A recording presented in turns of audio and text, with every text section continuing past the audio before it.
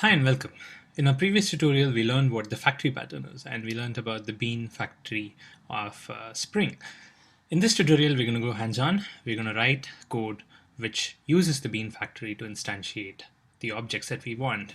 So first, let me start off with writing a class with a main method that kicks off the execution of our application. So I will create a package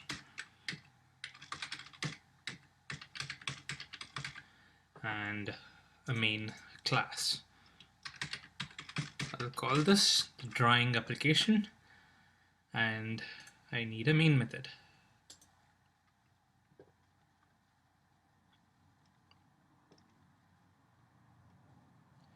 In this drawing application, I will be drawing some shapes. So first let me create a triangle shape, create a new class, call this triangle. I don't need a main method for this one. This triangle, very simple as of now, we'll just have a public void draw.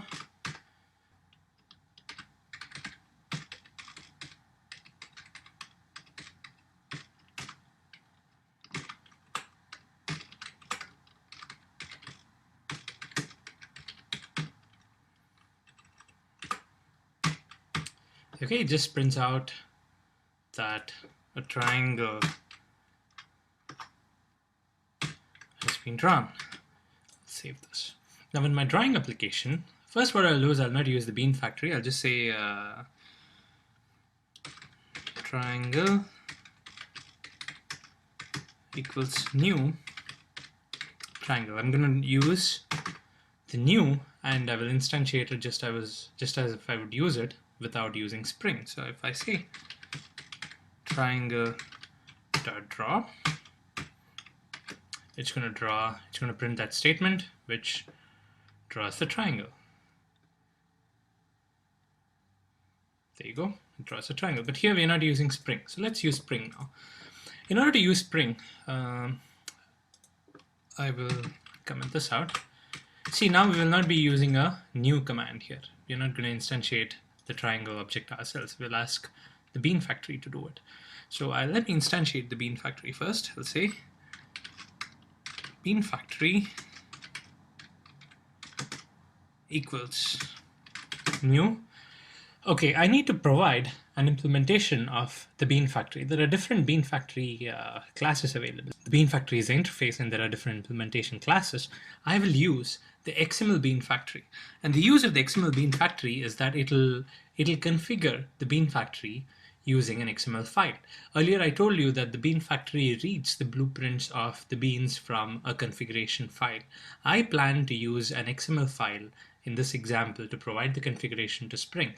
So in order to read that XML file, the bean factory has to be an XML bean factory. So the XML bean factory reads an XML file. So I'll create an instance of the XML bean factory. So there are different types of bean factories depending on how you specify the configuration. You can use the corresponding bean factory. Since I happen to be using an XML file in this tutorial, I will use the XML bean factory here. So the XML bean factory takes in an argument, which is the actual resource where I have my XML. So I'll create a new file system resource. And this file system resource will be, let me call it spring.xml. I have to do the imports here. I will import XML bean factory from org.springframework.beans.factory.xml. So this is the class that I'll be importing. And the file system resource is again a Spring object. It's Spring Framework core.io. And the bean factory is from Spring Framework's bean factory. Okay, I have all the imports in place. Now I have my bean factory here. Now this bean factory reads from an XML file. We need to provide this XML file. So let me just go here and right click, create new XML file.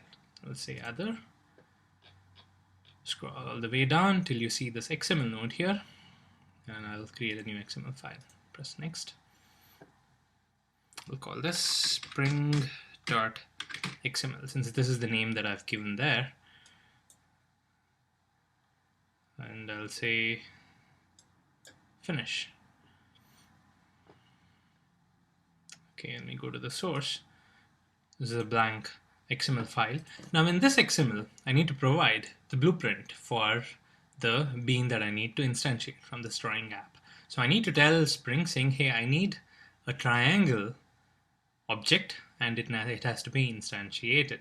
So here what I'm going to do is first I need to have the doc type line here. In order to get the doc type line, what you can do is head over to the Spring jars that you've downloaded. Here you have a projects folder. So inside this projects folder, you can search for this XML. I will search for application context.xml. Here you get a lot of sample XMLs that we can use. I'm just going to pick one. And I'm going to copy this doc type line. In fact, let me copy these two.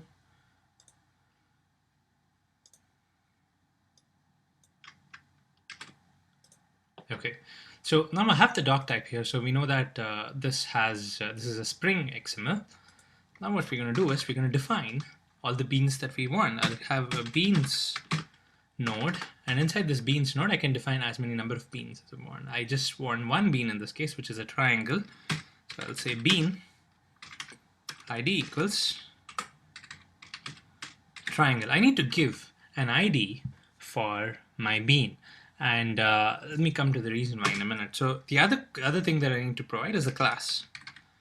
Class equals org.kaushik.javabrains.triangle.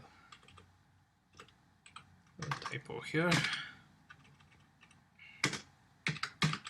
Okay, so this is all it takes. So now what have I provided here? I have provided two values. One is the ID of the bean and the other is the class of the bean.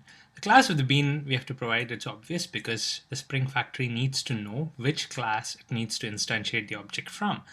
But what is this ID here? The ID is the reference to this particular bean. Every bean will have an ID.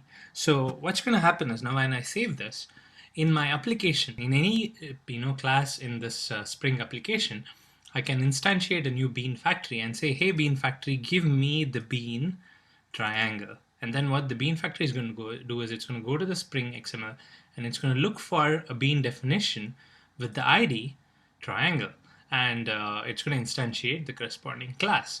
So what's going to happen here is now I need to say bean factory, get me the bean triangle. So what I need to do is I need to say factory dot, there is a method called getBean, and then this takes a string argument